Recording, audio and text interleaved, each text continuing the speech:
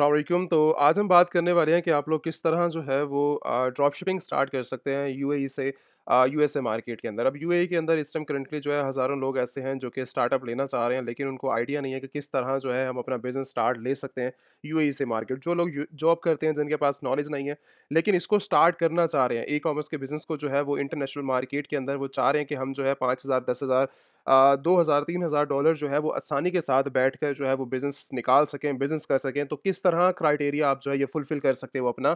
Amazon के ऊपर जो है इस time currently different different models काम कर रहे हैं, डिफरेंट डिफरेंट वर्किंग है पड़ी। किस तरह हम जो है इसके अंदर वर्किंग स्टार्ट कर सकते हैं, क्या क्राइटेरिया रहेगा, बिज़नेस प्लान क्या रहेगा, इन्वेस्टमेंट कितनी करनी होगी, और इसी के साथ हम जो है इसके अंदर बात करेंगे कि सप्लाई चेन कौन-सी होगी और इसके अंदर कंपनीज़ कहाँ पर कौन-सी कंपनी की जो है वो रिक्वायरमेंट्स हमें फुलफ़िल करनी होगी, शिपमेंट, सर्विसेज़, प्रोडक्ट्स कौन-सी सेल करनी होगी यूएसए मार्केट के अंदर।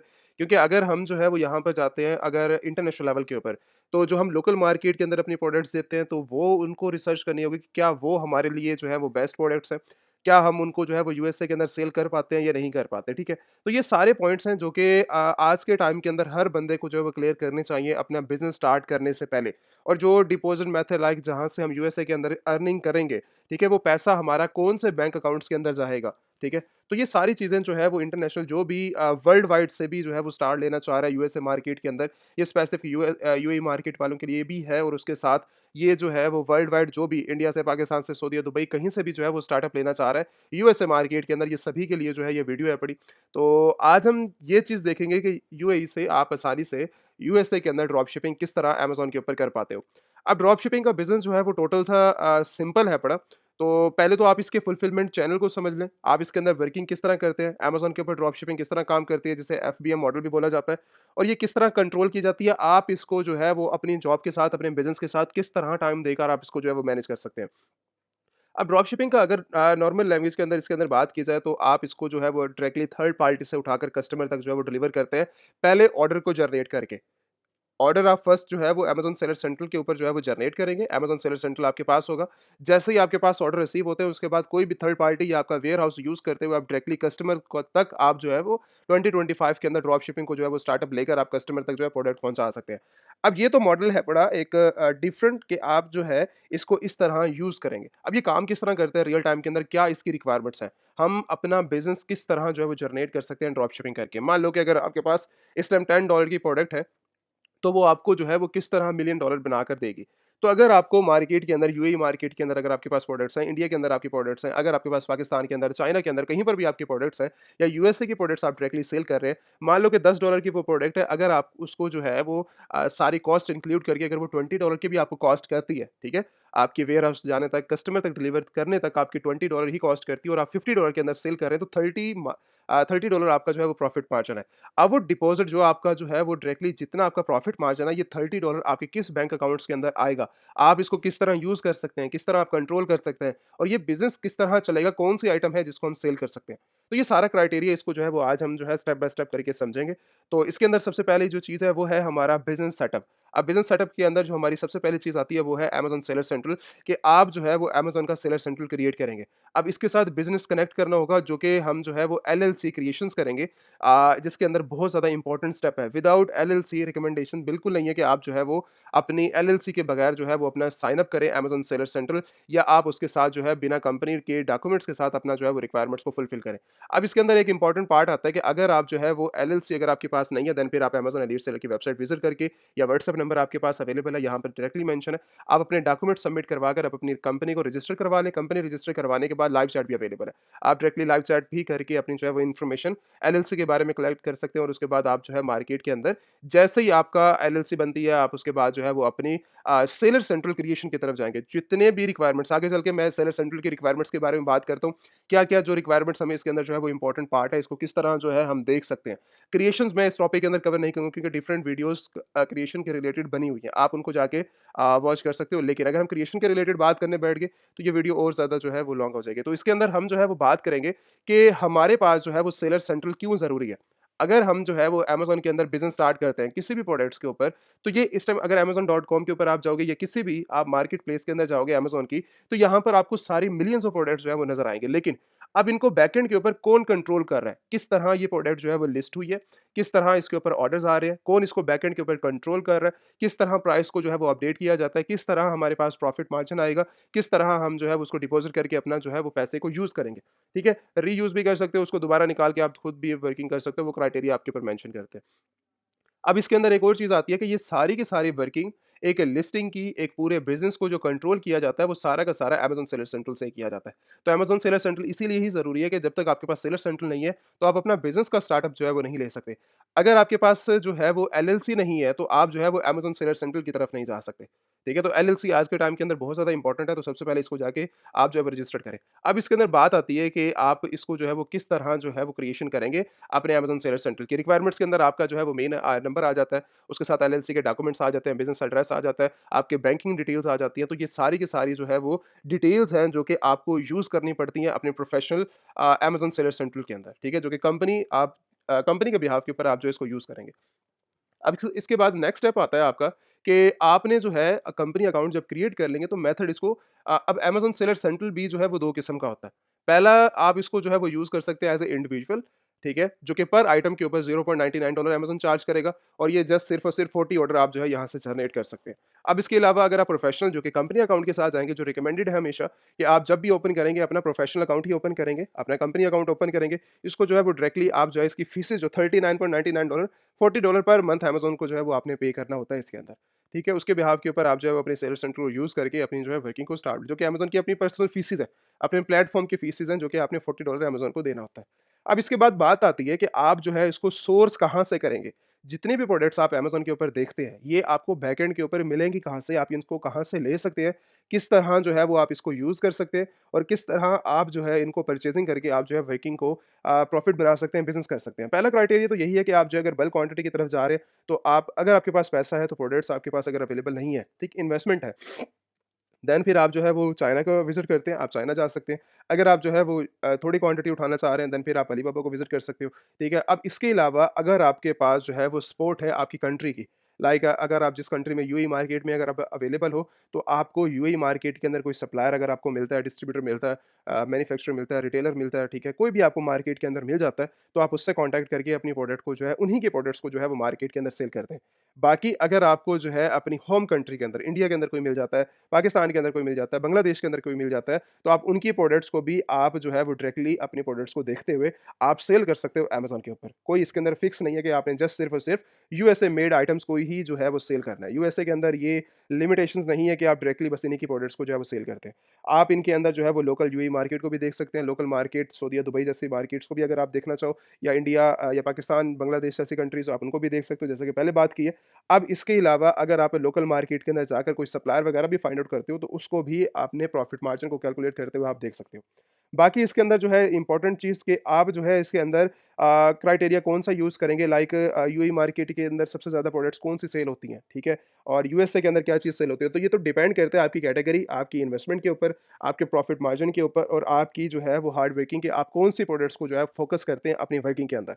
ठीक है? कैटेगरी के अंदर अगर हम मेन मेंशन करें कि यूएसए के अंदर आप जो है पेट सप्लाई की तरफ जा सकते हो, स्पोर्ट्स के अंदर जा सकते हो, टॉय कैटेगरी के अंदर जा सकते हो या फिर आप जो है होम एंड किचन के अंदर जा सकते हो। डिफरेंट डिफरेंट कैटेगरीज़ के अंदर आप जब रिसर्च करते हैं तो ये मेन कैटेगरीज़ के अंदर सब कैटेगरीज़ हज़ारों सब कैटेगरीज़ हैं, तो आप उसके अंदर जाकर आप जो है अपनी प्रोडक्ट्स को सेल आउट कर सकते हो।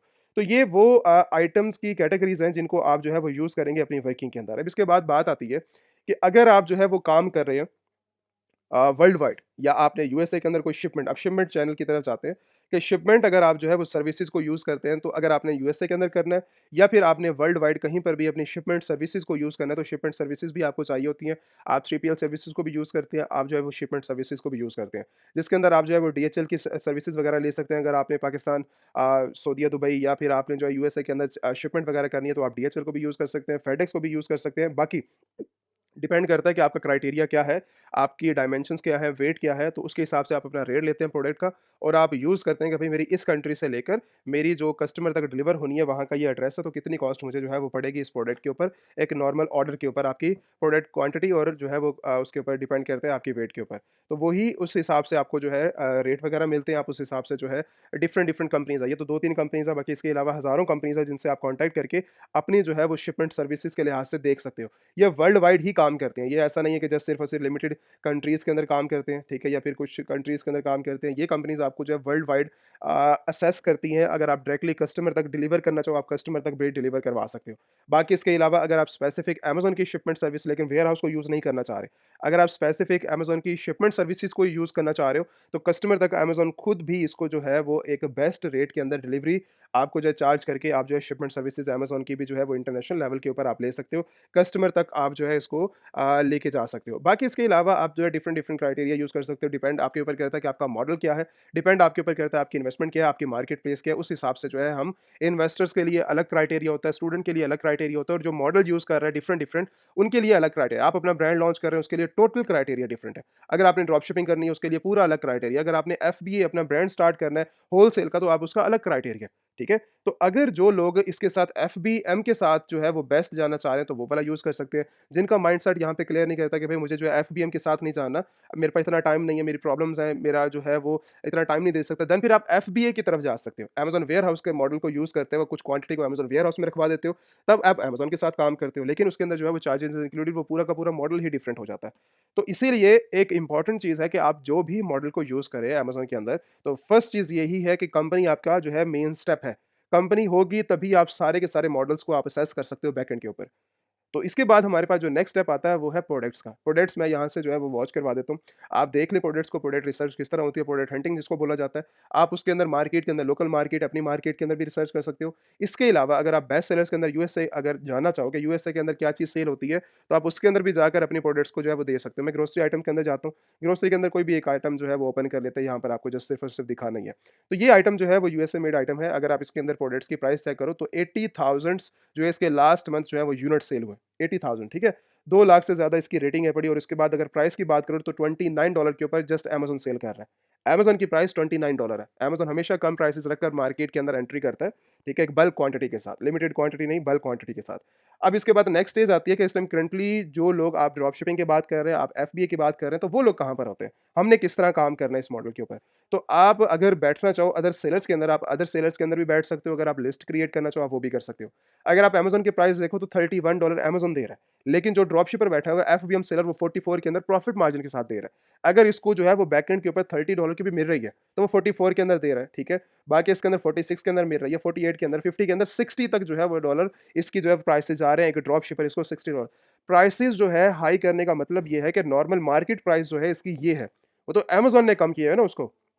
कि अमेज़न का प्लेटफ़ॉर्म है, जितनी मर्ज़ी वो रखकर मार्केट के अंदर सेल करे, तो अमेज़न के साथ आपका कॉम्पिटिशन नहीं बनता।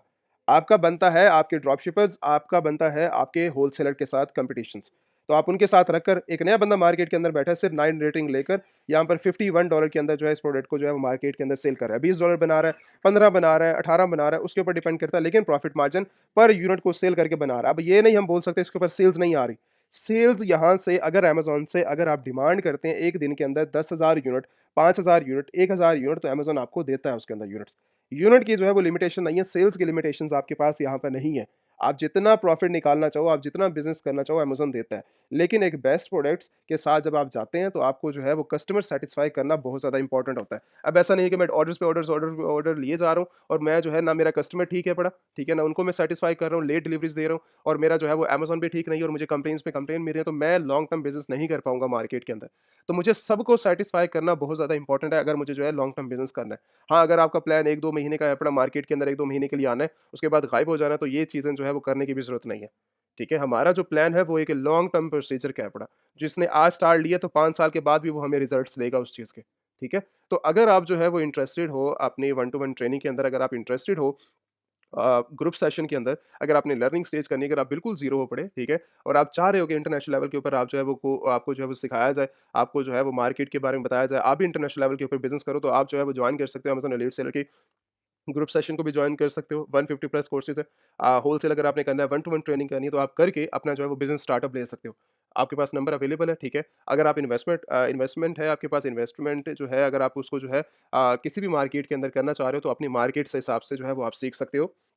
आप वेबसाइट विज़िट कर लो, लाइव चैट कर लो या फिर व्हाट्सएप के ऊपर कॉन्टैक्ट करके अपनी जो है वो सिचुएशन बता सकते हो कि मुझे जो है ये मार्केट के अंदर इस टाइम करंटली करनी है वर्किंग और उसके अंदर जो है मैं स्टार्टअप करना चाह रहा हूँ। तो रिक्वायरमेंट जो भी होंगी वो आपको बता दी जाएँगी। तो इसके बाद हमारी जो नेक्स्ट स्टेज आती है, वो आती है कि अगर आप जो है, आपने प्रोडक्ट्स को सेल करनी है, तो आपने एक बेस्ट टूल्स की तरफ भी जा सकते हो आप। मतलब एक जल्दी आसान तरीका जो होता है आप उसकी तरफ भी जा सकते हो। इसके अंदर डिफरेंट टूल्स रहते हैं कि आप जो है वो एएमजी स्काउट अगर आप इनके टूल्स को यूज़ करना चाहो, रिकमेंडेड ऐसा है कि डिपेंड करता है आपके ऊपर कि अगर आपने जो है वो यूज़ करना है तो यूज़ कर सकते हो। ठीक है? ऐसा नहीं है कि फिक्स है ये चीज़, इसके बगैर आपका काम नहीं होगा। काम इसके बगैर भी हो सकता है, लेकिन ये थोड़ा-सा आपके लिए फ़ास्ट जो है वो प्रोसेसिंग कर देते हैं।